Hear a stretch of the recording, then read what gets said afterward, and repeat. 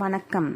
இந்திய அரசாங்கத்தின் அறிவியல் தொழில்நுட்பத்துறை, விக்யான் பிரசார் மற்றும் காரைக்குடி அழகப்பா பல்கலைக்கழகம் இணைந்து வழங்கும் அனுபவம் மூத்த குடிமக்களுக்கான சிறப்பு நிகழ்ச்சிகள்.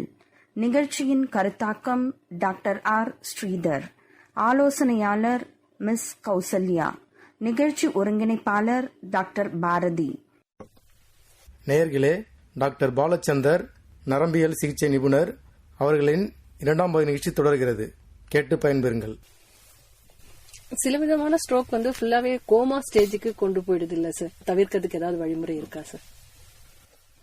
பொதுவா பாத்தீங்கன்னா எல்லா ஸ்ட்ரோக்குன்ட்டு ஹார்ட் அட்டாக்குமே முன்னாடியே அறிகுறிகள் இருக்கும். மக்கள் அதை பெருசா எடுத்துக்காம இக்னோர் பண்ணிடுவாங்க. நீங்க சொல்ற மாதிரி கோமா ஸ்டேஜுக்கு போற ஸ்ட்ரோக்லயுமே ஆரம்பத்திலேயே அவங்களுக்கு அந்த பிபினாலேயோ இல்ல சுகர்னாலேயோ அந்த சிம்டம்ஸ் இருந்திருக்கும். பட் அது ஃபர்ஸ்ட் இனிஷியலா கொஞ்சம் மயக்க மாதிரி வந்திருந்திருக்கலாம், இல்ல தலைவலி மாதிரி வந்திருந்திருக்கலாம். பட் அதை பெருசா நம்ம பொருட்படுத்தாம அதை அப்படியே கேஷுவலா விட்டுட்டோம்னாக்கா என்ன ஆகும்னாக்கா பிபி ரொம்ப ஷூட் அப் ஆகி மூளையில பிரெயின் ஸ்டெம்னுவாங்க, அதுல ரத்த கசிவு ஏற்பட்டுச்சுனாலோ இல்ல மூளையில பெரிய லெவல்ல ரத்த கசிவு ஏற்பட்டுச்சுனாலோ மூளையோட செயல்பாடுகள் குறைஞ்சி கோமா ஸ்டேஜுக்கு போறதுக்கான வாய்ப்புகள் இருக்கு. அந்த ஸ்டேஜுக்குலாம் போகாம தடுக்கிறதுக்கு தான் பெட்டர் இது. ஸோ ஐடியலா எப்பயுமே ப்ராப்பரா பிபி மெயின்டைன் பண்ணிக்கோங்க, சுகர் இருக்கவங்க சுகர் கண்ட்ரோலா வச்சுக்கோங்க, கொலஸ்ட்ரால் கண்ட்ரோலா வச்சுக்கோங்க. இது இல்லாம ஹெல்த்தி லைஃப் ஸ்டைல்ஸ் ஃபாலோ பண்ணணும். ஹெல்த்தி லைஃப் ஸ்டைல்ஸ் இந்த சென்ஸ் ப்ராப்பரான டயட் மெயின்டைன் பண்ணணும். அண்ட் தென் அடிக்குவேட்டா டெய்லியும் உடற்பயிற்சி செய்யணும். அட்லீஸ்ட் லைக் ஒரு ½ hour to 1 hour ஆகுது வாக்கிங் போற மாதிரி. ரொம்ப கடுமையா ஜாகிங் அது மாதிரி பண்ண முடியலனாலும் அட்லீஸ்ட் லைக் மினிமம் டெய்லியும் ஒரு ½ hour ஆகுது, ½ hour to 1 hour நடந்தனாக்கா அந்த பேட் கொலஸ்ட்ரால்ஸ் எல்லாமே குறைய ஆரம்பிக்கும். பிளஸ் சுகரும் கண்ட்ரோல் ஆக ஆரம்பிக்கும். அண்ட் தென் பிபியும் கண்ட்ரோல் ஆக ஆரம்பிக்கும். இது இல்லாம ஒரு நல்ல எனர்ஜி, பாசிட்டிவ் வைபும் ஒரு நல்ல ஒரு ஃபீலும் கிடைக்கும். ஸோ அதனால மன அழுத்தம் அதுவும் குறைய ஆரம்பிக்கும். ஸோ அதனால வர காம்ப்ளிகேஷன்ஸும் கண்ட்ரோல் ஆகும். நன்றி சார். இப்போ இந்த ஸ்ட்ரோக் வர்றதுக்கான காரணங்கள் என்ன, அதை முன்னாடியே நம்ம என்ன மாதிரி அறிகுறிகள் மூலமா தெரிஞ்சுக்கலாம், அதை அவாய்ட் பண்றதுக்கு ஹெல்த்தி லைஃப் ஸ்டைல் எப்படி நம்ம ஃபாலோ பண்ணலாம், எல்லாமே நீங்க எங்களுக்கு தெளிவா சொன்னீங்க. சோ எவ்வளவு சீக்கிரம் நம்ம அந்த ஸ்ட்ரோக் பாதிக்கப்பட்ட மருத்துவர் அணுகிறோமோ அந்த அளவுக்கு நம்மளால அவங்கள நார்மலுக்கு கொண்டு வர முடியும் அப்படின்றதும் எங்களுக்கு புரிஞ்சுது. நன்றி சார். இப்போ நான் முன்னாடி உங்ககிட்ட கேட்ட கேள்விதான், கை கால்ல மறுத்து போகுது, தூங்கி எழுந்திருக்கும் போது காலையில எனக்கு ரொம்ப மறுத்து போகுது, அந்த மாதிரி நிறைய முதியோர்கள் சொல்றாங்க. அதுக்கான காரணம் என்ன, அது எந்த வியாதியோட அறிகுறி அப்படிங்கறது எங்களுக்கு சொன்னீங்கன்னா நல்லா இருக்கும். இப்போ நீங்க கேட்டீங்க இல்லையா, அந்த கை கால் மறுத்து போறது அந்த சிம்டம்ஸ் எல்லாம் பாத்தீங்கன்னா காமனா பாத்தீங்கன்னா இந்த மூளையில இருந்து முதுகு தண்டு வருது இல்லைங்களா, அந்த முதுகு தண்டுல இருந்து ஒயர் மாதிரி கைக்கும் சரி காலுக்கும் நிறைய மல்டிபிள் நர்வ்ஸ் எல்லாம் வரும். அது பாத்தீங்கன்னா பெரிஃபரல் நர்வ்ஸ் அப்படின்னு சொல்லுவாங்க. பெரிஃபரல் நர்வ்ஸ்னாக்கா முதுகு தண்டுல இருந்து கை காலுக்கு வர நரம்புகளை பெரிஃபரல் நர்வ்ஸ் அப்படின்னு சொல்லுவாங்க. அந்த நரம்புகள் பாதிக்க ஆரம்பிச்சதுனாக்கா பொதுவா என்ன சிம்டம்ஸ் வரும்னு பாத்தீங்கன்னாக்கா, நரம்புடைய வேலை 2 இருக்கு. ஒன்னு விரல்கள் கை கால்களை அசைவு பண்றது ஒரு வேலை, 2வது வேலை பாத்தீங்கன்னா உணர்ச்சி கொண்டு போறது 2வது வேலை. இதுல இந்த உணர்ச்சி கொண்டு போற நரம்புகள் பாதிக்கப்பட்டுச்சுனாக்கா என்ன சிம்டம்ஸ் வரும்னு பாத்தீங்கன்னாக்கா பொதுவா மறுத்து போறது வரும். இந்த சிம்டம்ஸ் இந்த மறுத்து போறது வரலாம். ஒரு சிலருக்கு பாத்தீங்கன்னாக்கா பாதம் எரிச்சல், ஊசி வச்சு குத்துற மாதிரி இருக்கும், இல்ல மணல் மேல நிக்கிற மாதிரி, இல்ல முள்ளு மேல நிக்கிற மாதிரி சொல்லுவாங்க. யூசுவலா இந்த பெரிஃபரல் நியூரோபதிஸோட சிம்டம்ஸ் பாத்தீங்கன்னாக்கா ஜென்ரலா நைட் டைம்லயும் கொஞ்சம் அக்ரவேட் ஆகிறதுக்கான சான்சஸ் இருக்கும். ஸோ அதனால அவங்களுடைய தூக்கங்கள்லாம் தடைபடலாம். இதுதான் இந்த பெரிஃபரல் நியூரோபதிஸோட சிம்டம்ஸ். Okay sir. இது தவிர்க்கிறதுக்கு என்ன பண்ணலாம், இல்லனா ட்ரீட்மெண்ட் மாதிரி ஏதாவது பண்ணணுமா சார்? வெல், அந்த பெரிஃபரல் நியூரோபதி இதனுடைய ட்ரீட்மெண்ட் அப்படின்னு பாத்தீங்கன்னா முதல்ல என்ன காரணத்தினால இது மாதிரி வருது அப்படின்னு பாக்கணும். நம்ம பாப்புலேஷன்ல காமனா பாத்தீங்கன்னாக்கா இந்த நரம்புகள் எதனால செயலிழந்து போகலாம்னா, ஒன்னு சுகர் இருக்கு இல்லைங்களா, சுகர் அதிகமாகுது இல்ல ரொம்ப நாளா கண்டுபிடிக்காம கண்ட்ரோல் இல்லாம இருக்குனாக்கா இந்த பெரிஃபரல் நியூரோபதி வரலாம். அது பேர் டயபெட்டிக் பெரிஃபரல் நியூரோபதி அப்படின்னு சொல்லுவாங்க. அது ரொம்ப காமனான கண்டிஷன். இது இல்லாம வேற என்ன ரீசன்ஸ்னால வரலாம் அப்படின்னு பாத்தீங்கன்னாக்கா, ஒரு சிலருக்கு சத்து குறைபாடுனால வரலாம். Vitamin B12 deficiencies. இந்த வைட்டமின் B12 டெஃபிஷியன்சிஸ் எதனால வருதுன்னு பாத்தீங்கன்னாக்கா, கிரானிக்கா ட்ரிங்க்ஸ் சாப்பிட்டுட்டு இருக்கவங்க, இல்ல குடல் ரிலேட்டட் ப்ராப்ளம் இருக்கவங்க, அப்படி இல்லைன்னா பியூர் வெஜிடேரியன்ஸா இருக்காங்க இல்லைங்களா, அவங்களுக்கு எல்லாம் சாப்பாட்டுல போதுமான அளவு அந்த வைட்டமின் B12 சத்து கிடைக்காது. இந்த வைட்டமின் B12 சத்துன்றது நரம்புடைய ஃபங்க்ஷனுக்கு ரொம்ப இம்பார்ட்டன்ட். அந்த வைட்டமின் B12 டெஃபிஷியன்சி ஏற்பட்டுச்சுனாக்கா அந்த நரம்புகள் செயலிழந்து போகலாம். சோ அது மாதிரி கண்டிஷன்லயுமே அவங்க பேஷண்ட்ஸ்க்கு என்ன வரலன்னா, கால் பாதத்திலயும் சரி கையிலயும் மறுத்து போற மாதிரி சிம்டம்ஸ் வரலாம், எரிச்சல் வரலாம், ஊசி வச்சு குத்துற மாதிரி வரலாம், ஒரு சிலர் குரக்கல் எடுக்கிற மாதிரி சொல்லுவாங்க இல்லைங்களா, அது மாதிரி சிம்டம்ஸ் வரலாம். சோ மேஜரான ஒரு ரீசன் பாத்தீங்கன்னா ஒன்னு சுகர்னால வரலாம், 2வது வைட்டமின் சத்து குறைபாடுனால வரலாம். இது இல்லாம வேற ரீசன்ஸ்னா ஒரு சிலருக்கு ரொம்ப நாளா ட்ரிங்க்ஸ் சாப்பிட்டுட்டு இருக்காங்க, அந்த ஆல்கஹால்னாலையும் வரலாம். இது தவிர்த்து மத்த ரீசன்ஸ்னு பாத்தீங்கன்னாக்கா மத்த இன்டர்னல் ஆர்கன்ஸ் டேமேஜ் ஆச்சுனாலும் வரலாம். ஒரு சிலருக்கு ரீனல் ஃபெயிலியர், அதாவது கிட்னி பாதிப்பு இருக்கிறவங்களுக்கும் சரி, லிவர் பாதிப்பு இருக்கிறவங்களுக்கும் ஒரு சிலருக்கு ரேரா இது மாதிரி நரம்புகள் அஃபெக்ட் ஆகி மாதிரி சிம்டம்ஸ் வந்து வர்றதுக்கான வாய்ப்புகள் இருக்கு. சோ இந்த B12 விட்டமினை ரைஸ் பண்ணா இந்த நோயை வந்து கட்டுக்குள்ள கொண்டு வர முடியுமா சார்? அப்படி ரைஸ் பண்ணணும்னா ஃபுட்ல அவங்க நார்மலா ஏதாவது எடுத்துக்கலாமா? அது மூலமா பண்ண முடியுமா, இல்ல மருத்துவர் அணுகி மாத்திரைகள் எடுத்துக்கிறது மூலமா தான் கட்டுப்படுத்த முடியுமா? இந்த கால் பாதம் எரிச்சல், மருத்து போய் சிம்டம் இந்த மாதிரி வந்ததுன்னா ஃபர்ஸ்ட் ஆஃப் ஆல் என்ன ரீசன்னால வந்ததுன்னு பார்க்கணும். பொதுவாக நம்ம பாத்தீங்கன்னாக்கா அரௌண்ட் ஒரு 70% கண்டிஷன்ல இந்த காரணம் என்னன்னு நம்ம கண்டுபிடிக்க முடியும். காமனா பாத்தீங்கன்னா நான் சொன்ன மாதிரி சுகர், வைட்டமின் B12 டெஃபிஷியன்சி அது மாதிரி இருக்கலாம். எல்லா காரணத்துக்கும் நம்ம வைட்டமின் B12 கொடுத்தா சரியாகாது. வைட்டமின் B12 டெஃபிஷியன்சினால வரவங்களுக்கு நம்ம அந்த வைட்டமின் B12 கொடுத்தாக்கா இம்ப்ரூவ் ஆகிறதுக்கான வாய்ப்புகள் இருக்கு. சோ அது எந்த மாதிரி இது பண்ணலாம்னு பாத்தீங்கன்னா, ஒன்னு வந்து மாத்திரை மூலமா கொடுக்கலாம் வைட்டமின் B12, இன்னொன்னு இன்ஜெக்ஷன் மூலமா கொடுக்கலாம். டெஃபினட்டா அந்த சிவியாரிட்டியை பொறுத்து நம்ம அது மாதிரி பண்ணலாம். இதெல்லாம் வராம தடுக்கணும்னா ஃபர்ஸ்ட் ஆஃப் ஆல் பிரைமரியா வைட்டமின் B12 ரிச் டயட்ஸ் வந்து எடுத்துக்கணும். வைட்டமின் B12 ரிச் டயட்ஸ் பாத்தீங்கன்னாக்கா நான் வெஜிடேரியன்ஸ்ல இருக்க ஃபுட், மெயினா பாத்தீங்கன்னா ஃபிஷ்ல நிறைய வைட்டமின் B12 இருக்கு, தென் வந்து மீட்ல இருக்கு, தென் எக் புரோட்டீன்ல இருக்கு.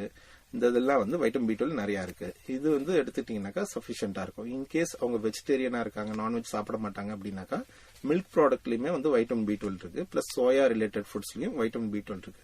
சோ அவங்க ஜென்ரலா வந்து milk and soya related foods அதிகமா எடுத்துக்கிட்டாங்கன்னாக்கா B12 டெஃபிஷியன்சி தட்டுப்பாடு ஏற்படாம பாத்துக்கலாம். இது எடுத்துக்கிட்டாலும் ஒரு சிலருக்கு குடல்ல ஏற்படுற ப்ராப்ளம்னால போதுமான அளவு அப்சர்வ் ஆகாது. சோ அப்ப அது மாதிரி கண்டிஷன்லயும் வைட்டமின் B12 டெஃபிஷியன்சிஸ் வரலாம். அது மாதிரி இருந்தாக்கா டைரக்டா போயிட்டு மருத்துவர் அணுகி பார்த்து இந்த வியாதி தான் இருக்குன்றது கன்ஃபார்ம் பண்ணி அதுக்குரிய ட்ரீட்மெண்ட் எடுக்கிறது நல்லது. இப்போ இந்த வியாதியை கொஞ்சம் கண்டுக்காம அப்படியே விட்டுட்டா இது வேற மாதிரி ஏதாவது வியாதிக்கு கொண்டு போகுமா, இல்ல இது அதிகமான ஒரு ஸ்டேஜுக்கு அவங்கள கொண்டு போகுமா சார், இல்ல நார்மலா அவங்களால இதை பேலன்ஸ் பண்ணிட்டே போக முடியுமா?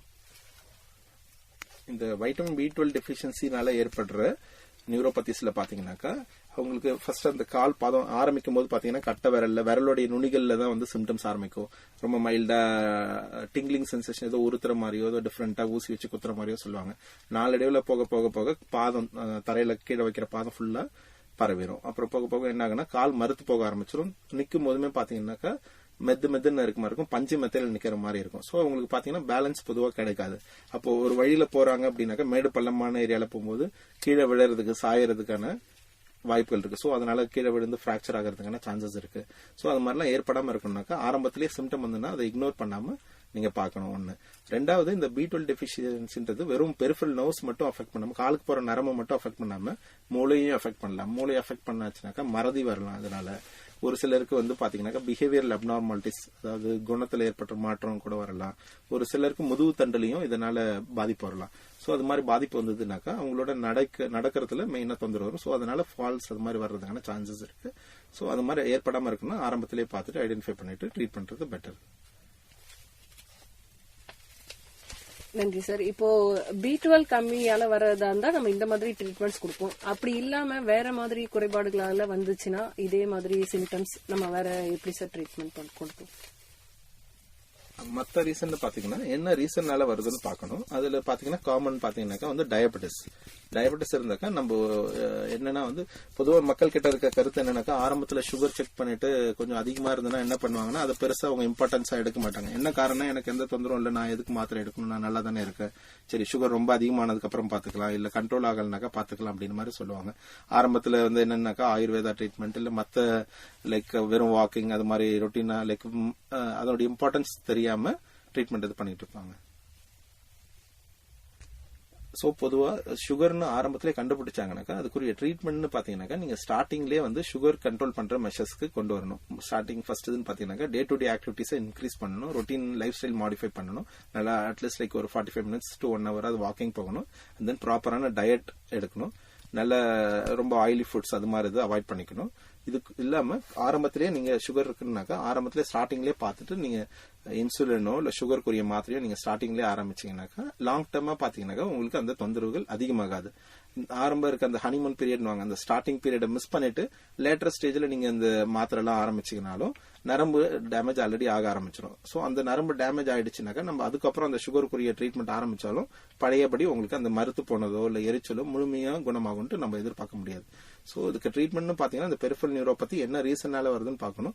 சுகர்னால வந்துன்னா அதை அட்டென்ட் பண்ணி ட்ரீட் பண்ணணும். இல்ல மத்த இப்போ ட்ரிங்க்ஸ் ரிலேட்டடோ இல்ல வேற ஏதாவது காம்ப்ளிகேஷன்ஸ்னால வருதுனாக்கா நம்ம ட்ரிங்க்ஸ் ரிலேட்டடா வந்துனாக்கா ட்ரிங்க்ஸ் சாப்பிட்றது டோட்டலா ஸ்டாப் பண்ணீங்கனாலே கொஞ்சம் கொஞ்சமா குறைய ஆரம்பிச்சிடும்.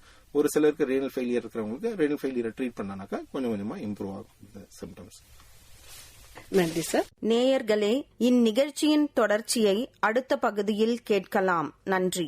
ஒரு சிறிய பாடலை கேட்டு மகிழுங்கள். காலங்கள் மாறி போச்சு, நம் வயதும் கூடியாச்சு, நம் அனுபவங்களை பகிரவே உற்சாகமே உண்டாச்சு. காலங்கள் மாறி போச்சு, நம் வயதும் கூடியாச்சு, நம் அனுபவங்களை பகிரவே உற்சாகமே உண்டாச்சு. எங்கள் அனுபவங்கள் உங்கள் பொக்கிஷங்கள், எங்கள் அனுபவங்கள் உங்கள் பொக்கிஷங்கள். கேளுங்கள் தினம் தினம் முதியோரின் பேச்சை, கேளுங்கள் தினம் தினம் முதியோரின் பேச்சை. வாருங்கள் கொண்டாடுவோம், வாருங்கள் கொண்டாடுவோம், இது முதியோரின் காலம். பேசலாம் பகிரலாம் அனுபவம் அநேகம், பேசலாம் பகிரலாம் அனுபவம் அநேகம். காலம் மாறி போச்சு, நம் வயதும் கூடியாச்சு, நம் அனுபவங்களை பகிரவே உற்சாகமே உண்டாச்சு. காலங்கள் மாறி போச்சு, நம் வயதும் கூடியாச்சு, நம் அனுபவங்களை பகிரவே உற்சாகமே உண்டாச்சு. அறிவியல், ஆரோக்கியம் மற்றும் அன்றாட வாழ்வின் அனைத்து விஷயங்களையும் மூத்த குடிமக்களுக்கான இந்த அனுபவ நிகழ்ச்சியில் கேட்டு ரசிப்போம்.